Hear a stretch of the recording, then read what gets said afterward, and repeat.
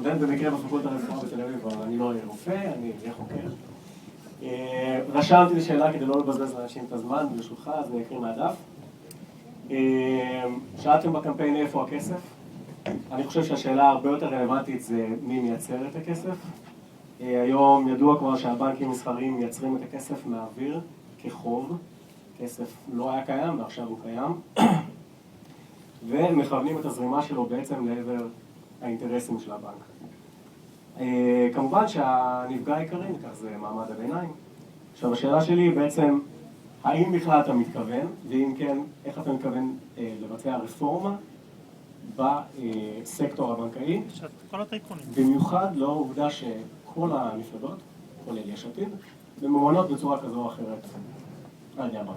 לא כל המפלגות, כל העולם, גם הממשל האמריקאי ממומן על ידי הבנק. תראה, מה שאתה אומר זה ורסיה מרוכזת של מה שנקרא הדיון המוניטרי. אנחנו צריכים לטפל בעוצמת היתר, יש עוצמת יתר למגזר הבנקאי, קודם כל צריך לטפל באופן רגולטורי בעמלות. אנחנו משלמים להם הרבה יותר מדי עמלות. זה לא בסדר. ואנחנו צריכים לטפל בזה. מעבר לזה, אני חושב שהמסקנות של ועדת הריכוזיות היו מסקנות נכונות. המסקנות שאומרות צריך לפרק.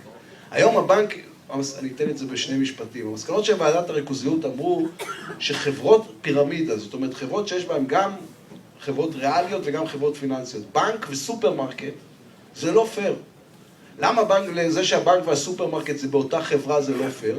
כי אז אם יש בנק סופרמרקט וליד הסופרמרקט יש חנות מכולת, והסופרמרקט בא לקבל הלוואה מהבנק, הוא מקבל הלוואה בקלות ובתנאים נוחים, והמכולת שגם ככה נאבקת על קיומה, תקבל הלוואה הרבה פחות נוחה. למה? כי בעצם הבנק מלווה לעצמו.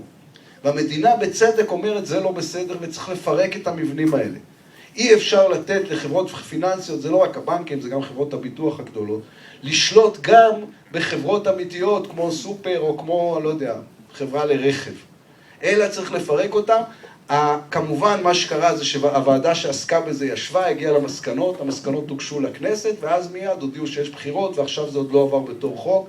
אני תומך בזה, אני חושב שצריך להתעסק בזה, ואנחנו נתמוך בכל המסקנות האלה כדי להפחית את הכוח של הבנקים. לגבי השיטה המוניטרית העולמית, אני לא בטוח שמישראל תצא הבשורה של השינוי, זה יותר עניין של בן ברננקי בבנק הפדרלי האמריקאי.